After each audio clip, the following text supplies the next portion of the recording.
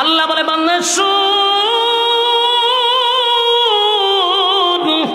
আসমান আমি তোর মাথার উপরে একটা দুইটা নয় রে 6টা আসমান ঝুলায়া রাখছি আমি। এক একটা আসমান বানাইছি আমি আল্লাহ নূর দিয়া, কোন আসমান বানাইছি স্বর্ণ দিয়া, কোন আসমান বানাইছি হীরা মণি মুক্তা দিয়া। এরকম ভাবে আসমান সাজাইছে, যেদিন ইসরাফিলের সিংহায় ফুঁক দিবে রে, আসমান থেকে সূর্যটা ভেঙ্গে ভেঙ্গে টুকরা টুকরা হয়ে জমিনে পড়বে। জাননি সূর্য কত বড়? এখন তো আমরা এখান থেকে তাকায়া দেখি সূর্যটা একটা প্লেটের মতো দেখা যায় গো। না না, এখনকার বিজ্ঞান বলে এই সূর্যটা এই পৃথিবীর থেকে 13 লক্ষ গুণ বড়। সুবহানাল্লাহ কি বাড়ি দিয়া কইবে?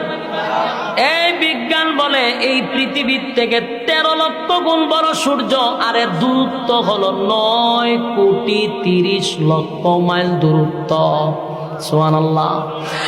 আমার প্রশ্ন হলো, পৃথিবীর থেকে যদি 13 লক্ষ গুণ বড় হয়, সূর্য যদি পরে পৃথিবীর কি আর তালাশ করে পাওয়া যাব? কথা হয় না, কারণ এটা তো পৃথিবীর থেকে 1-2 গুণ বড় নয়, 13 লক্ষ গুণ বড়। পৃথিবীর উপরে পড়লে পৃথিবী নাই, গায়েব হয়ে যাবো। এরপরে সূর্যের থেকে কোটি কোটি গুণ বড় তারকা। তারকার সংখ্যা কত আল্লাহ ছাড়া কেউ জানে না।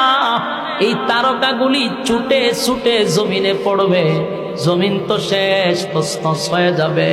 সাগরের পানির মধ্যে আগুন ধরে যাবে। আটলান্টিক মহাসাগর, ভারত মহাসাগর, আরব মহাসাগর, প্রশান্ত সাগর, খাল বিল নদী নালা যা আছে সবগুলার পানি এক হয়ে যাবে। তখন আর লবণাক্ত মিঠা পানি এক হয়ে যাবে। কোনো পানি সবুজ পানি, কোথাও সাদা পানি এক হয়ে যাবে। সব পানি এক জায়গায় ঘুরে আগুন ধরে যাবে। সমুদ্র সৈকতে আগুন ধরে যাবে। দুনিয়া থাকবে না, সব ধ্বংস হয়ে যাবে, সব ধ্বংস হয়ে যাবে। আল্লাহ বলেন কিছুই রাখবো না, সব আমি ধ্বংস করে দিব রে, কেউ থাকবে না, কেউ থাকবে না। এরপর আল্লাহ বলেন আসমানের সমস্ত ফেরেশতারে ধ্বংস করে দিব, কোন ফেরেশতাও থাকবে না। আরশ বহনকারী ফেরেশতা ছিল, তাদেরকেও আল্লাহ ধ্বংস করে দিবে। সব ধ্বংস হওয়ার পরে মাত্র থাকবে 4 জন ফেরেশতা। বাকি আল্লাহ জিগাইব আজরাইল রে আর কে আছে বল? আল্লাহ। সমগ্র পৃথিবীর সমস্ত প্রাণী শেষ, আল্লাহ ফেরেশতা কুল শেষ, এখন আমরা 4 জন আছি। আর আপনি চিরঞ্জীব, আপনি আর আমরা 4 জন ছাড়া আর আপনার সৃষ্টি জগতে আর কেউ নাই। মালাকুল মউত আজরাইলকে বলবে, আজরাইল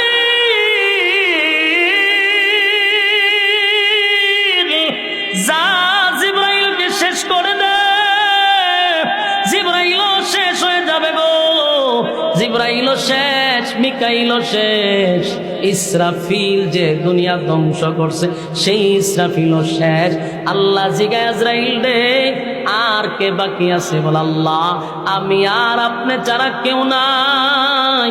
আমি তো জান কবজ করি, আমি বেঁচে আছি, আর আপনি চিরঞ্জীব, আপনি ছাড়া কেউ নাই, কেউ নাই, কেউ নাই। আল্লাহ কয় আমার তো কথা ছিল কেউ থাকবে না, তুই কেন দাঁড়ায় আসস? আজরাইল আল্লাহ আমারে কি মারবেন? আল্লাহ কয় তুইও মরণশীল, তুইও মরণশীল, তুইও থাকবি না। আজরাইল চিৎকার শুরু করবে। আজরাইল কল্পনাও করে নাই যে আল্লাহ তারে শেষ করার জন্য হুকুম দিবে। মালাকুল মউত আজরাইল এমন একটা চিৎকার মারবে গো, আল্লাহ নবী বলে সেদিন যদি কোনো প্রাণী বেঁচে থাকতো রে, মালাকুল মউত আজরাইলের চিৎকারে সমস্ত প্রাণী মারা যাইতো চিৎকারে। আজরাইল চতুর্দিকে দৌড়াইতে থাকবে আর চিৎকার দিতে থাকবে, আল্লাহ আমি তো আজরাইল সবার জান রূহ কবজ করছি, আমারে কি দিয়া কবজ করবেন? আল্লাহ কয় আমার হুকুমটাই তোর জান কবজ করে ফেলবে। আল্লাহ হুকুম দিবে, মালাকুল মউত আজরাইল চিৎকার দিতে দিতে মালাকুল মউত আজরাইলও শেষ। এখন আর কেউ নাই, শুধু বাকি আছে কে? এখন কে? ইমানের শক্তি দিয়া বলেন কে? আরো জোরে বলেন কে? আল্লাহ ছাড়া কেউ নাই গো, আল্লাহ ছাড়া কেউ নাই, কেউ নাই, কেউ নাই। সব ধ্বংস হয়ে গেছে, সব ধ্বংস হয়ে গেছে। সেদিন আল্লাহ একাই থাকবে আর বলতে থাকবে গুনগুনাইয়া, কিরে পৃথিবীর রাজা বাদশারা আজকে তোরা কোথায়? কত পাওয়ার দেখাইলি, কত ক্ষমতা দেখাইলি, কই তোরা আজকে কোথায়? আজকে কথা বল। কেউ কথা বলে না, সব নিস্তব্ধ, সবই তো ধ্বংস। আল্লাহ একা, কেউ কথা বলে না। আল্লাহ বলেন লিমানিল মুলকুল ইয়াউম, এ পৃথিবীর রাজা বাদশারা কোথায়? কেউ কোনো কথা বলবে না, সব ধ্বংস, সব ধ্বংস। শেষে আল্লাহ নিজেই বলবে লিল্লাহিল ওয়াহিদিল কাহ্হার। আল্লাহ নিজেই বলবেন, আজকে আমি রাজত্বের মালিক, আমার রাজত্ব আজকে। আল্লাহ নিজেই রাজত্ব কায়েম করবে, সব ধ্বংস হয়ে যাবে। আল্লাহ নিজেই একা থাকবে। আল্লাহ চিরঞ্জীব, আল্লাহর কোনো মরণ নাই, আল্লাহর গুম নাই, আল্লাহর তন্দ্রা নাই। জুরে কোন সুবহান।